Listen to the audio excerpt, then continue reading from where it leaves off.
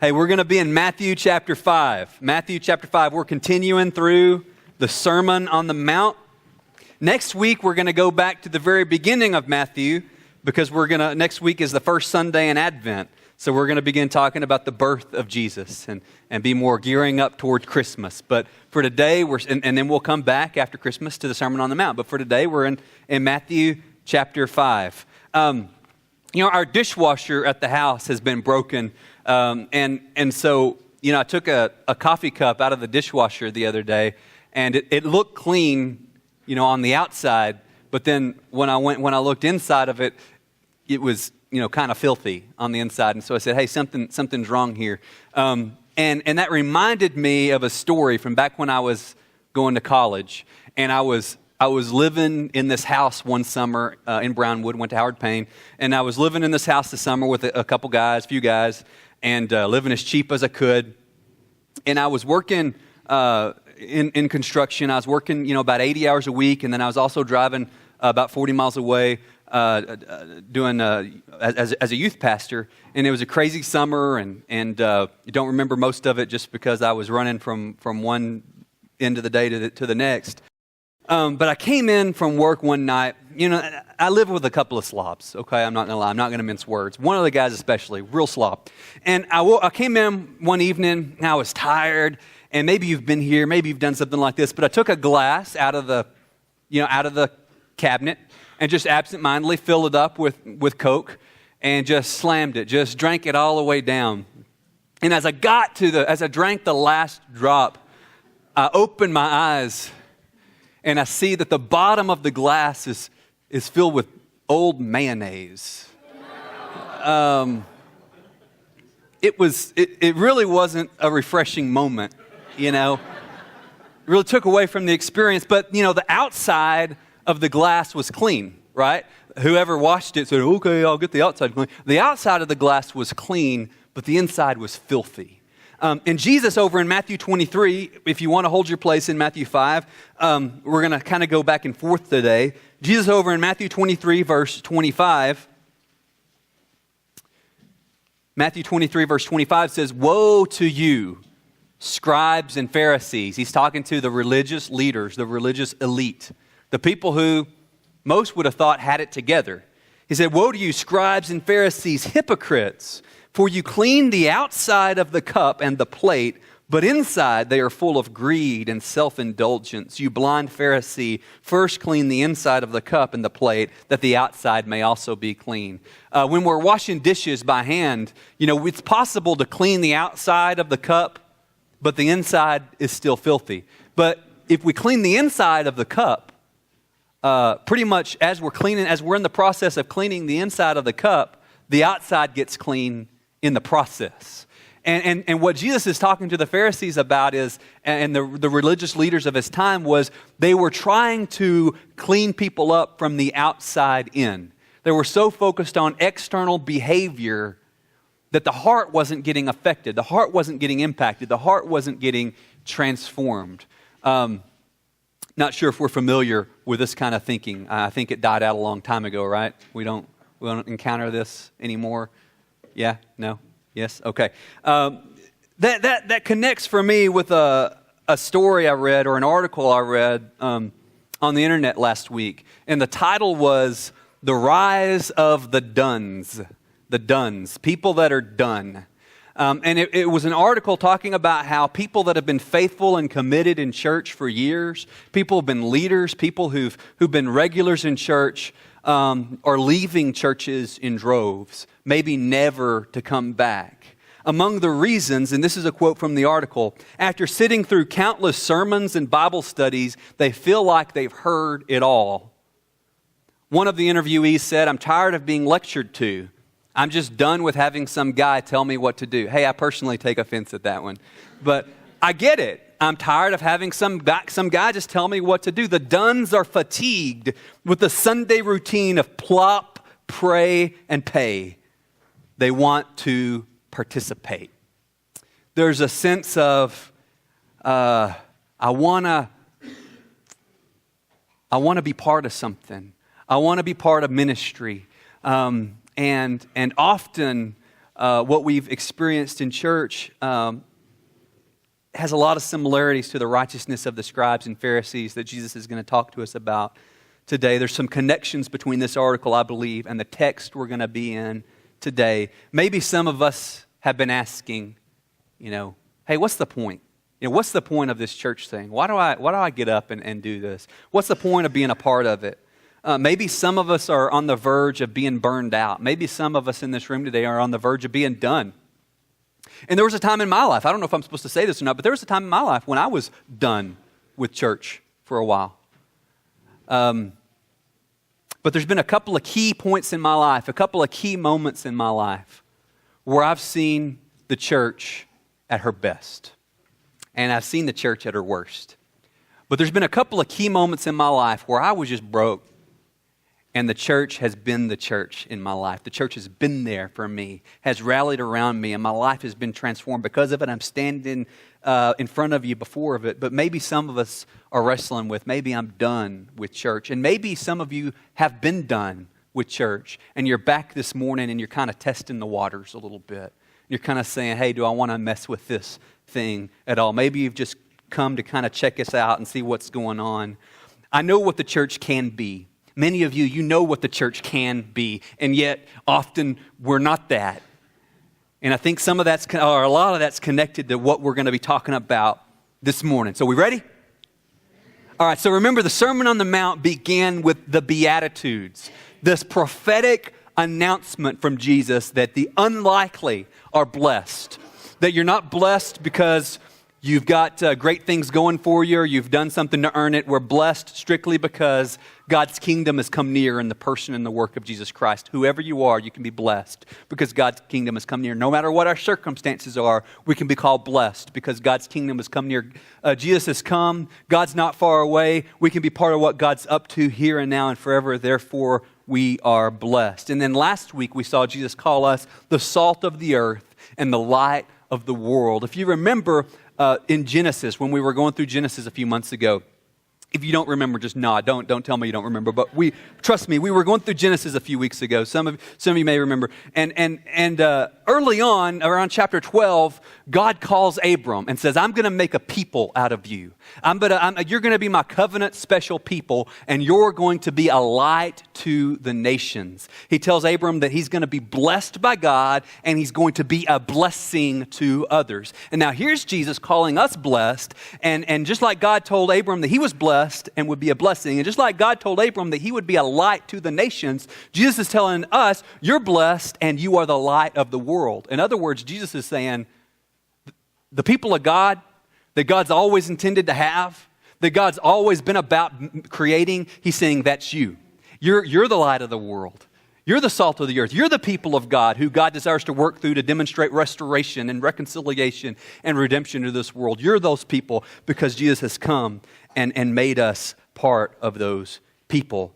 And so those that were listening to Jesus say all this stuff, wait a minute, blessing for the unlikely, this scruffy-looking group around Jesus is the salt of the earth and the light of the world. The people's natural question would have been, wait a minute, is Jesus doing away with the law?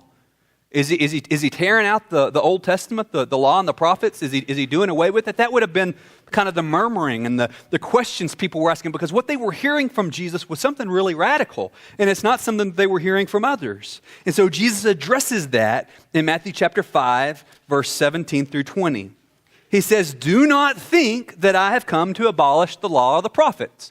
Now, he has to say that because people were thinking that he came to abolish the law and the prophets based on what he said already. He says, don't think that I came to abolish the law or the prophets. I haven't come to tear the Bible apart. He says, I have not come to abolish them, but to fulfill them, to fill them full of meaning. We'll talk about that in a minute. Verse 18, "For truly I say to you, until heaven and earth pass away, not an iota, not a dot will pass away from the law until all is accomplished. Therefore, whoever relaxes one of the least of these commandments and teaches others to do the same will be called least in the kingdom of heaven. But whoever does them and teaches them will be called great in the kingdom of heaven. For I tell you, unless your righteousness exceeds that of the scribes and Pharisees, you will never enter the kingdom of heaven. And remember, when he says kingdom of heaven, he's not just talking about heaven, the place we go after we die. He's talking about this new reality that God has invaded earth with. He's been saying his message so far has been repent, for the kingdom of the heavens has come near. He's saying we won't be a part of what God's doing now or for eternity unless our righteousness exceeds, goes beyond, is greater than the righteousness of the scribes and the Pharisees. There's a lot we could talk about in this passage, but we're going to focus on a couple of key things this morning. What about the law? The good news of God's grace is terrifying to people. It's terrifying. Grace is the most scandalous message. Scandalous, I don't think has a D on the end. It's the most scandalous message that has ever been proclaimed, and it's frightening to people. It says to me that I'm not master of my destiny. The gospel of grace says to me that I cannot engineer my own deliverance. I'm totally dependent on God. It says to me that I cannot pay my own way. And so then there are always questions that arise when we preach the gospel of grace. There's always questions that arise between what's the relationship between God's grace and the rules, right? How do those two fit together? How do those connect together? And some say, hey man, don't worry about the rules, bro. Just do what feels right. God's all about you just doing what feels right. Okay? And then others say, keep the rules. You just gotta keep the rules. Keep the rules, keep every rule. And if you keep the rules long enough, you're gonna feel good about it. Okay? You'll be happy like me. Now, both of those approaches kind of point they have merit to them in a way. Each of them point in kind of the right direction, but each of them miss the point. The Sermon on the Mount shows us what kind of people we can be as our hearts are transformed, as our hearts are invaded by the kingdom of God, the rule of God.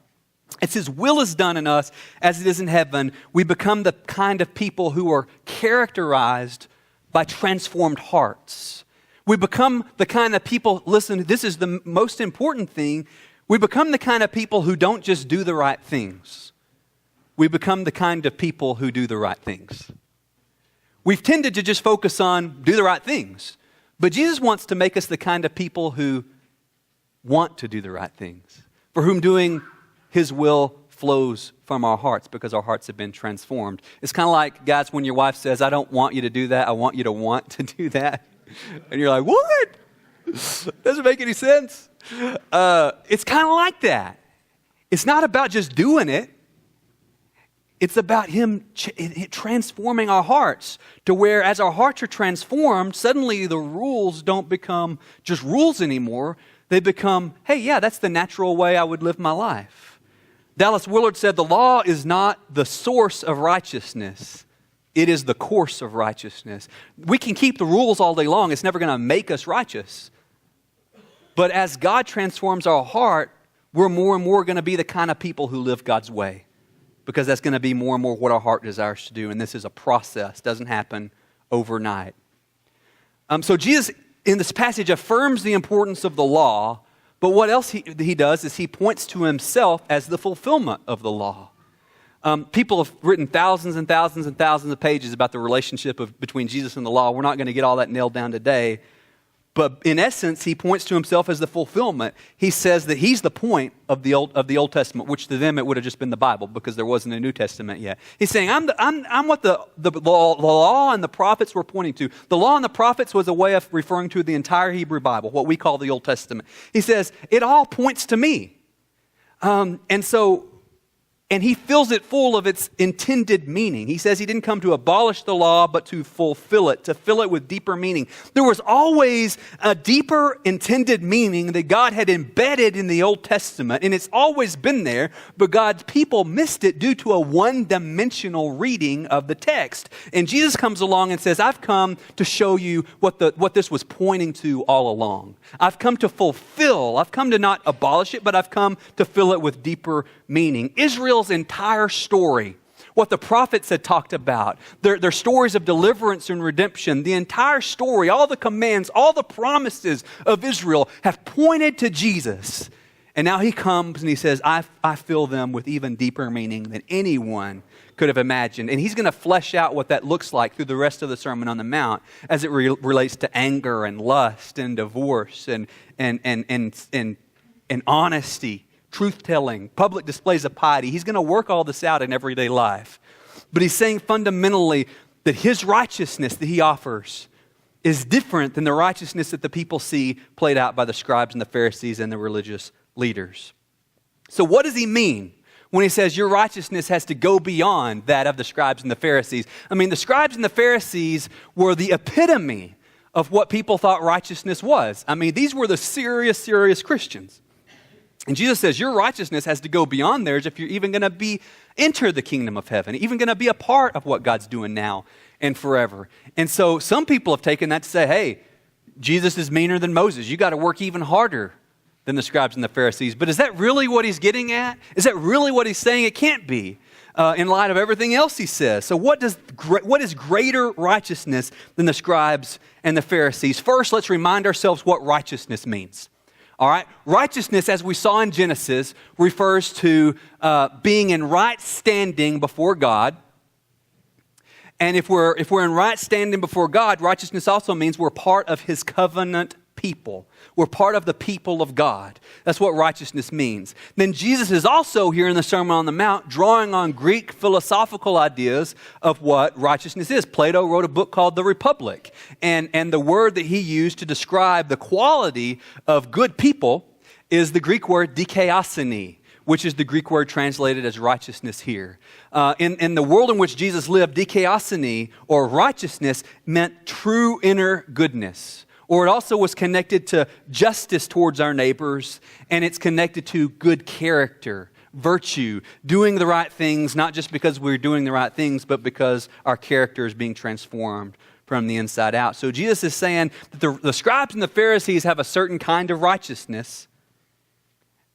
Unless yours goes beyond theirs, we can't be part of what God's up to. We're not going to have access to his rule and reign and resources in our lives. So the Pharisees and the scribes. The Pharisees kind of get a bad rap in church today. We kind of talk a lot about the Pharisees disparagingly, and we see why, but just a little bit about these guys. These guys started out with pretty good motives, okay? They look around, they see the sin in their nation. They see the sin that's plaguing those around them. They see that they're under the Romans' rule, and they believe that when people get right with God, God's going to intervene, and God's going to fulfill his promises. And so the Pharisees see that sin is the problem, and that sin has to be dealt with.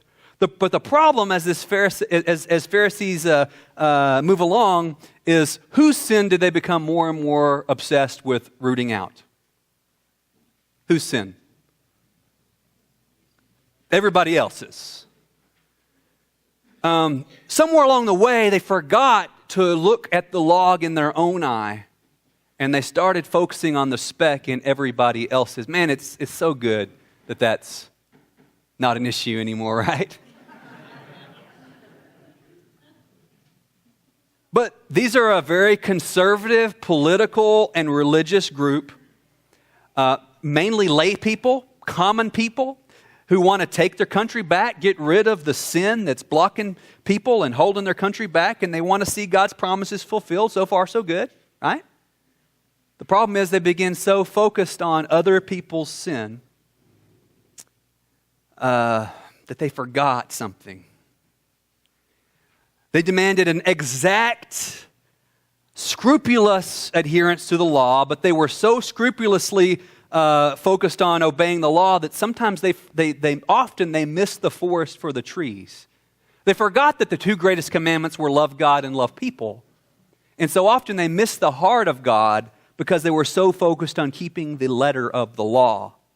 But their version of law keeping was the best example anybody had, and they had a lot of good things to say and to teach.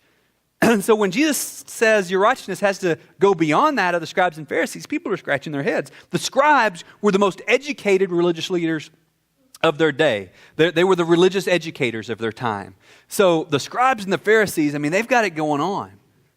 And when Jesus says your righteousness has to go beyond theirs, people are like, what? How's that possible? These are people that would be considered the epitome of righteousness. And a lot of times we talk about the Pharisees as though they were trying to earn their salvation through works. And that's really not what they were trying to do. That's a later reading from later church history reading into the Pharisees. Really what the Pharisees were focused on is they were focused on proving we're the people of God. We're the people of God, and this is our badge. We keep the law. We prove that we're God's people. We prove that we're in because we do this, this, this, and this. You're not in because you don't do this, this, this, and this. Because remember, righteousness has to do with being part of the covenant people of God. Their righteousness is about proving that they're in the covenant people of God because they do the right things, they keep the rules, and Jesus says there's something greater than that. Jesus spells out what the righteousness of the scribes and Pharisees looks like over in Matthew 23. Let's flip over to Matthew 23. If you've been asleep, this is a good time to wake up. We're moving forward now. Matthew 23.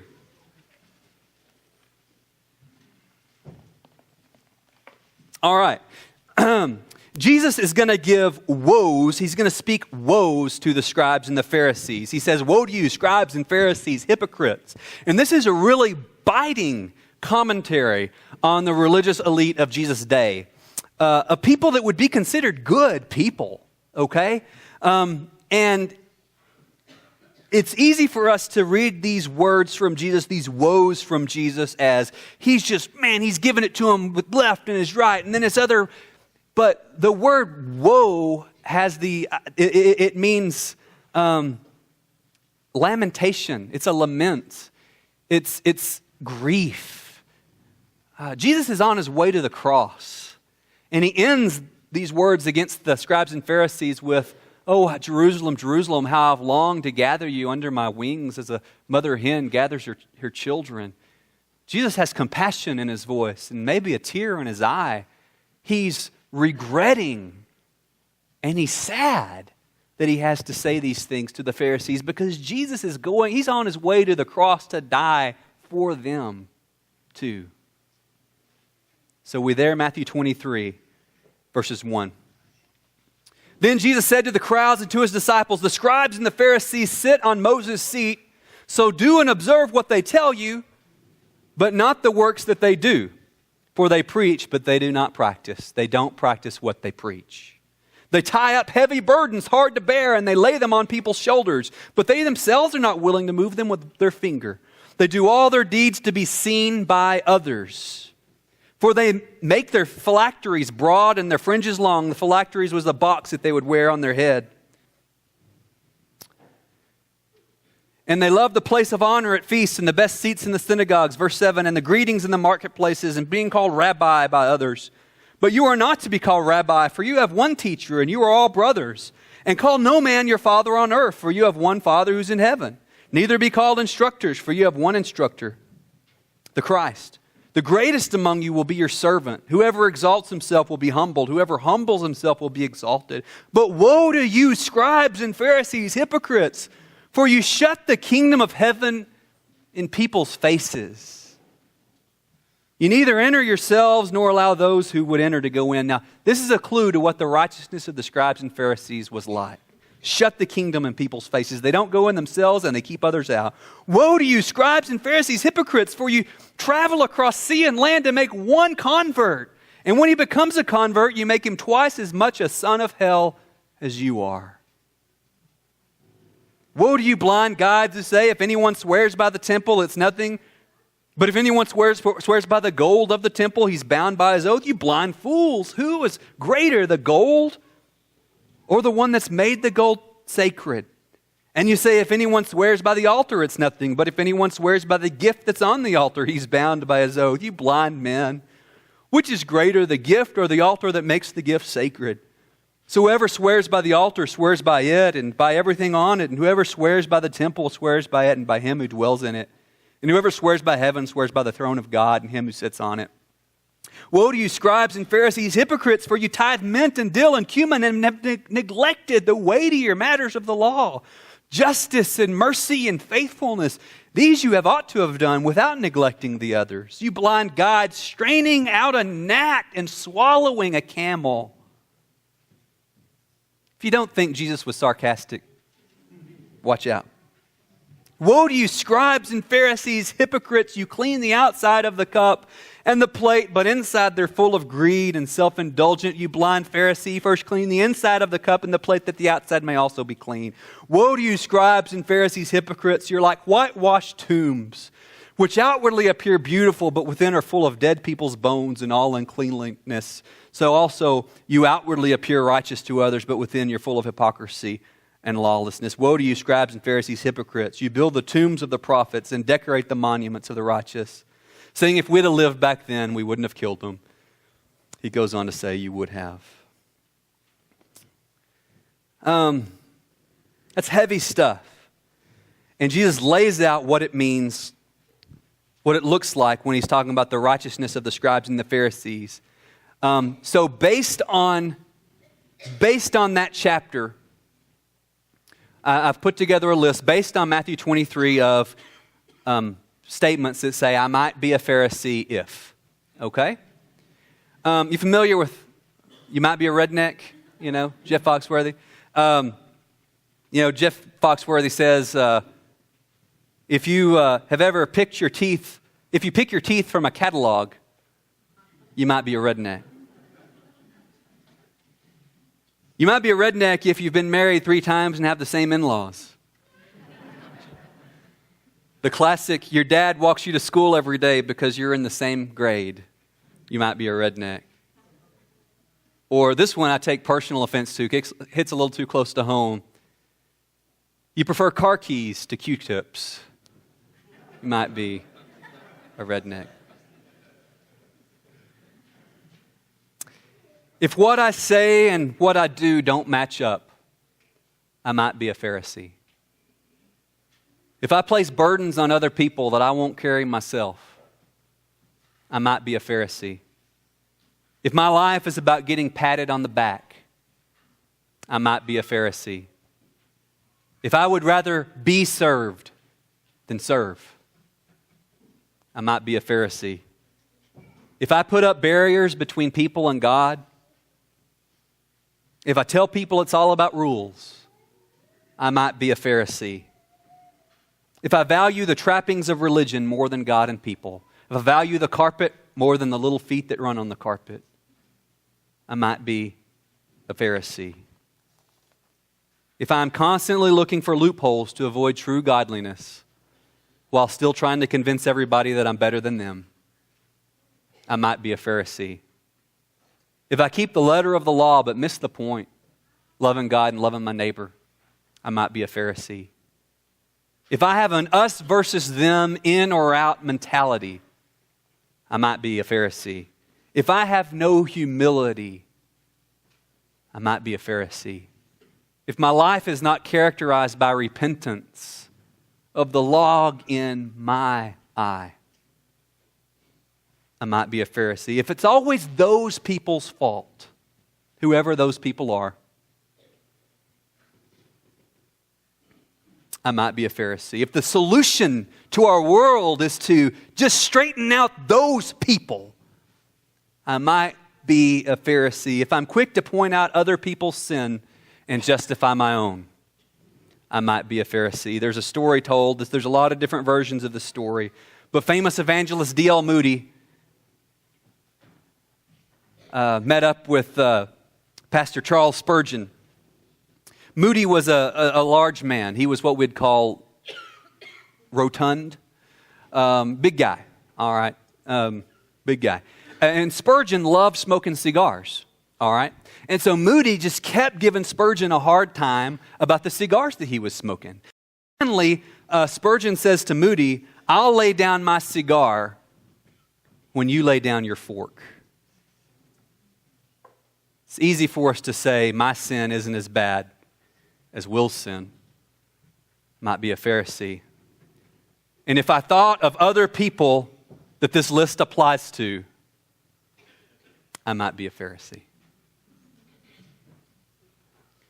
The righteousness of the scribes and the Pharisees does not result in transformed hearts, abundant life loving God, loving people, kingdom coming, doing justice, loving mercy, walking humbly with our God. It does not result in the captives being set free, but it does result in people being exhausted, bitter, and hard-hearted, which is why maybe a lot of people are done. But the good news is, it doesn't have to be this way. This is the kind of righteousness, 2,000 years after Jesus, this is the kind of righteousness most of us have seen modeled. No wonder people are feeling done. But there's something else that Jesus offers. He offers us the secret of the transformed heart. The secret of a life that is transformed and being transformed from the inside out. Matthew 22, verses 36 through 40, Jesus tells us the two greatest commandments. One is to love God. Two is to love people. He says, on this depends all of the law and the prophets. It all comes down to loving God and loving people. The righteousness of the scribes and the Pharisees is so focused on not doing anything wrong. Maybe you were raised with that. It's all about not doing anything wrong. The righteousness of the scribes and Pharisees is so focused on not doing anything wrong that it doesn't leave any room for tangible expressions of love for God and love for people. Arguably, the worst thing about the righteousness of the scribes and the Pharisees is that this kind of religion keeps God in the realm of the theoretical.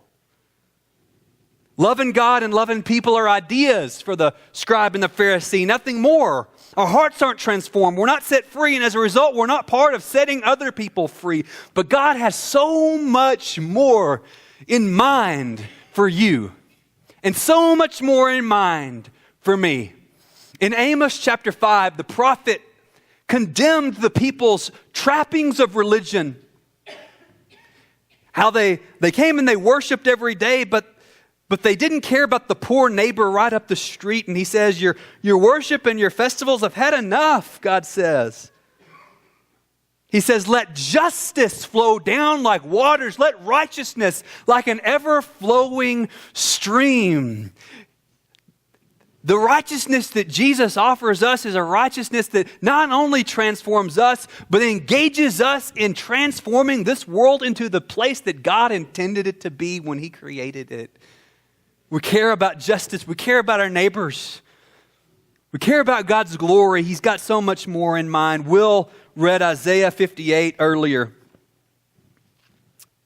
Going to go back to that. Isaiah 58, beginning in verse 6. Is this not the fast that I choose? To loose the bonds of wickedness, to undo the straps of the yoke, to let the oppressed go free and break every yoke? Is it not to share your bread with the hungry and bring the homeless poor into your house? When you see the naked, to cover him and not hide yourself from your own flesh? Then will your light break forth like the dawn. Remember, Jesus said, you're the light of the world. He says, then your light will break forth like the dawn when we care about our neighbors. And your healing will spring up speedily. Your righteousness will go before you, and the glory of the Lord will be your rear guard. You will call, and the Lord will answer. You will cry, and He will say, here I am. What if it's possible to be a church characterized by that kind of heart? Are we there yet? No. Are we ever going to be completely there? Well, once we think we are, we've started over again. But man, I want to encourage you, don't be done just yet. Are we the perfect church? No. We ever going to be until the Lord returns? No. But let's press into pursuing being invaded by the kind of righteousness that Jesus is describing here, not just about do's and don'ts. The do's and don'ts will come as our hearts transformed, but a righteousness that's impassioned for loving God and impassioned for loving our neighbors, that cares about setting the captives free.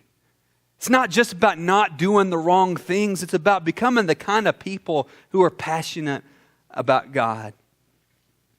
He wants to transform us from the inside out. We can try all day long to keep the rules and fix ourselves from the outside in, but we know it doesn't work.